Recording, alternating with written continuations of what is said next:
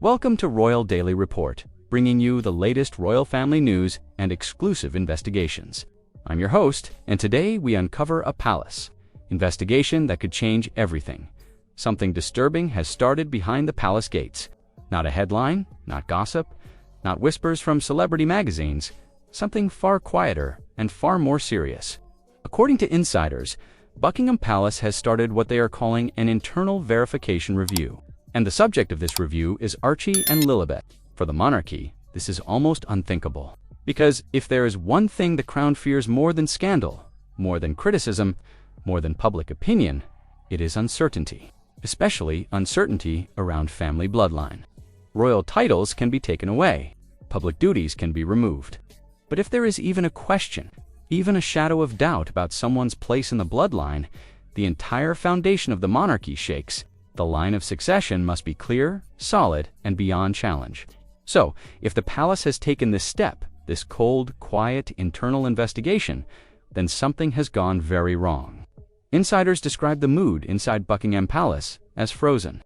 The kind of tension that appears only when the crown senses a threat, not from outside, but from within. And what started as whispers about inconsistencies has now become a full-scale review conducted in silence. Buried beneath centuries-old rules and guarded with the seriousness of a constitutional crisis. The question is, what exactly pushed the palace to take this step?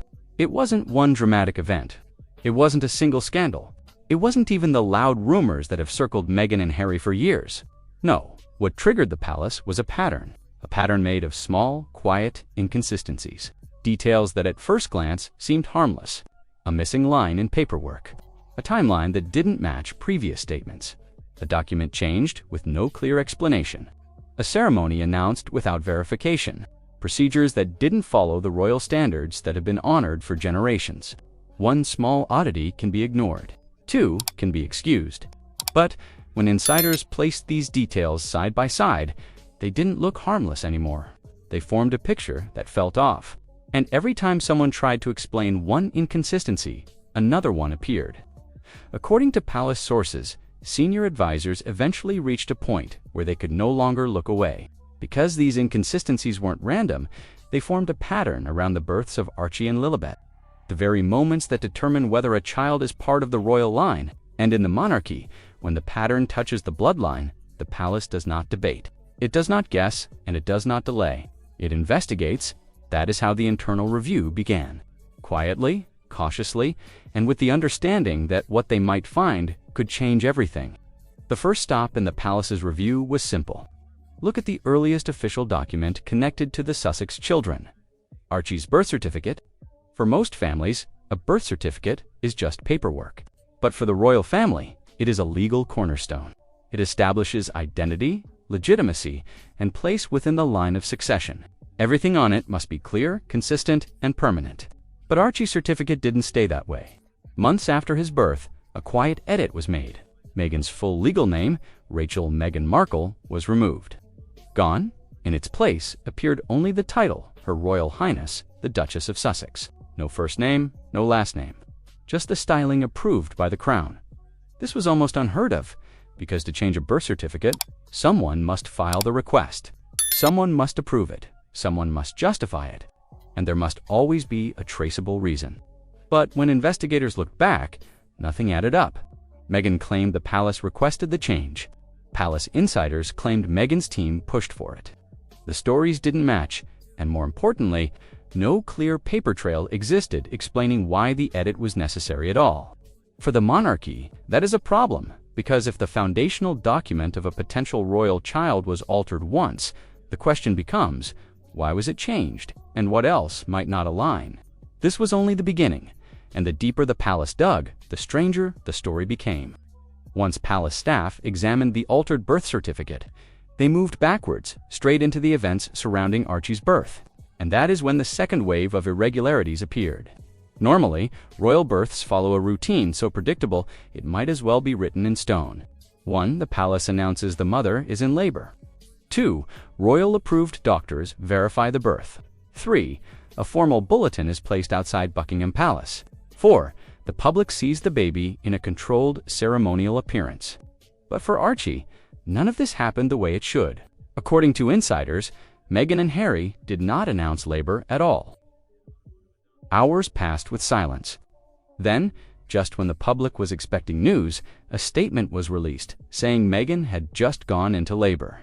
Even though Archie had already been born 8 hours earlier, that meant the public was being told the beginning of the story after the ending had already happened. And for a royal birth, that simply doesn't happen. Even more confusing, the announcement came before any verified medical confirmation. The order was reversed. Everything felt backward, vague, and strangely controlled. By the time Meghan and Harry appeared for their first photo opportunity, the moment felt less like a traditional royal welcome and more like a carefully staged presentation, one that offered no real clarity. Inside the palace, staff struggled to match the family's public statements with the timeline they were used to documenting. It was the first real sign that this story did not line up with the century of royal rules, and the palace still had deeper to go. Make sure to subscribe to Royal Daily Report for more breaking royal investigations and exclusive palace news. After the timeline came the paperwork. In royal births, paperwork is everything. Traditionally, multiple medical professionals are present. Their names are listed on the records. Witnesses sign key documents. Everything is stamped, filed, and logged immediately. But when palace investigators reviewed Archie's file, they didn't find a scandal. They found gaps. There were missing signatures where witnesses should have been. There were no listed doctors matching typical royal deliveries. Internal staff said the hospital information didn't line up with procedures they knew well, and the documentation lacked the precision the royal system is built upon. Sources behind palace walls whispered that the process did not meet the standard. The monarchy requires for a child connected to the line of succession. Not enough to accuse anyone of wrongdoing, but enough to raise a flag. The palace does not operate on feelings. It operates on records, confirmation, and proof. And too many pieces of Archie's birth simply did not meet those standards. These weren't dramatic issues. They were structural ones. And structure is exactly what the monarchy relies on to protect its bloodline. But if Archie's paperwork raised questions, Lilibet's paperwork, or rather the absence of it, would take those questions to an entirely new level. If Archie's birth felt unusual, Lilibet's birth was something the palace had never encountered before. Her arrival was announced not through Buckingham Palace, not through royal doctors, not through an official bulletin, but through Meghan and Harry's team in California. A polished press release, a handful of carefully chosen photos, and nothing else. No British medical staff were present. No royal midwives, no palace witness statements, no official registry entry through the UK system. Not even an acknowledgement from the royal household. For a royal-adjacent child, this was unprecedented. Sources say that when investigators tried to reconstruct Lilibet's birth timeline, the gaps were even larger. Everything happened outside the monarchy's jurisdiction. No official documents were logged on British soil. Nothing was verified by the Crown's established medical procedures, and even the visual record created questions. Photographs of Meghan during this pregnancy did not show a consistent progression. Some images appeared ahead of schedule, others behind. Certain angles intensified speculation, but the palace was not focused on opinions. They were focused on protocol, and protocol was missing. Then came the detail that insiders described as deeply concerning. The doctor who allegedly delivered Lilibet reportedly closed her medical practice just 2 weeks after the supposed birth. No explanation was publicly given. No royal documentation tied her to the event. It was the kind of irregularity that, when added to the growing file, made the entire situation impossible to ignore. Lilibet's birth was not just unusual, it was completely outside the royal system, leaving the monarchy with no official confirmation, no verified paperwork, and no link to its own historical processes. And this was where the palace's quiet concern turned into something colder. Because if a child's birth cannot be verified by the standards of the crown, then everything that follows, titles, status, lineage, becomes uncertain. If the questions around the births caused discomfort inside Buckingham Palace, what came next caused alarm. Because the moment that should have tied Lilibet to the monarchy forever, her christening uncovered the biggest irregularity yet. Royal christenings are not simply sweet family moments. They are constitutional events. They link a royal child to the Church of England, an institution legally and historically intertwined with the crown. Every christening must be logged, witnessed, certified, and signed. Even private ceremonies leave a clear trail. But when senior advisors quietly checked the Church of England's registry, they didn't find a private entry. They didn't find a confidential note. They didn't find a bishop's signature. They found nothing. No record of Lilibet ever being christened under the authority of the Church of England. No documentation, no acknowledgement, no confirmation from the Archbishop's office. For any child, that would be strange. For a child with potential ties to the royal line, it is a direct constitutional problem. And then came the second shock. Photographs of the children across different public appearances didn't seem consistent. Even insiders quietly wondered why the child shown on one holiday card did not resemble the child seen months later in the couple's documentary footage. The palace didn't comment publicly, but inside the review, these inconsistencies were simply added to the file. By now, the question wasn't whether something was unusual. The question was how deep the inconsistencies went. Once the christening issue surfaced, Buckingham Palace shifted from quiet concern to structured investigation. A full internal team assembled: senior advisors, archivists, constitutional lawyers, and clerical liaison. Their mission was not to accuse anyone. It was to reconstruct everything. Every birth announcement, every statement, every appearance, every medical claim, and every document tied to Archie and Lilibet. Sources say the team built a physical timeline wall: birth dates, announcements, hospital reports, christening claims, public photos, media statements, internal protocols. Everything was compared to the standards the monarchy has followed for generations. And the deeper they went, the more the gaps grew. They found missing witness signatures, delayed paperwork, contradictory accounts from Meghan and Harry, medical details that didn't match procedural norms, a foreign birth never verified by royal channels, a christening that left no ecclesiastical footprint, and documentation inconsistent with the precision the crown requires. Individually, none of these issues were explosive, but together they formed a constitutional puzzle the palace could not ignore. At this stage, insiders say the review became less about controversy and more about protecting the monarchy's future. Don't forget to subscribe to Royal Daily Report and hit the bell icon to stay updated on this developing investigation. With the file assembled, Buckingham Palace now faces three possible paths, each one carrying consequences Meghan and Harry never imagined. Outcome 1: titles frozen. The palace could quietly freeze the children's titles where they currently stand. No expansion, no ceremony, no further recognition. A slow, quiet distancing. Outcome 2: reclassification as private individuals.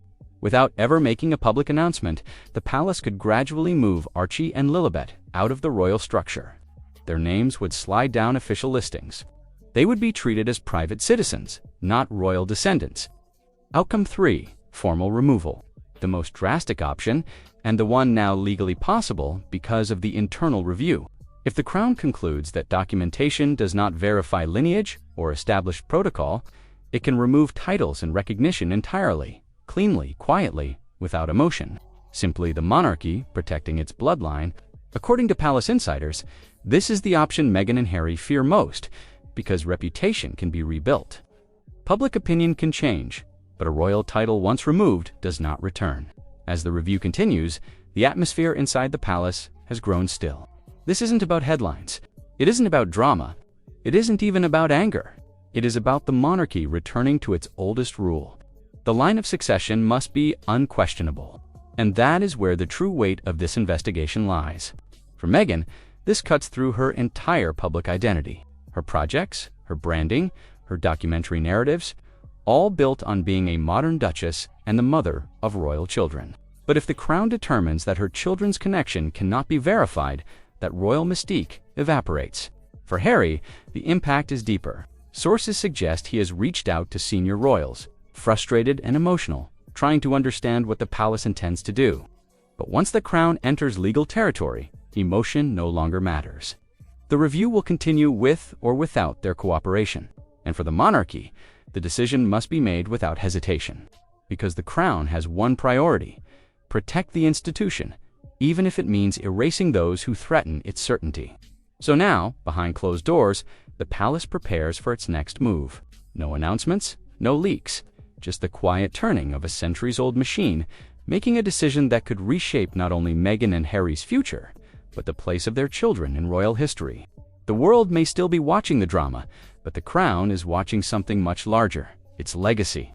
And when the monarchy begins questioning its own bloodline, it is not searching for gossip. It is preparing for a reckoning. That's all for today's special investigation on Royal Daily Report. This story continues to develop behind palace walls and will keep you informed every step of the way. If you found this report valuable, please subscribe to our channel and enable notifications so you don't miss any updates. Share this video with anyone interested in royal family developments. I'm your host, and until next time, stay informed with Royal Daily Report.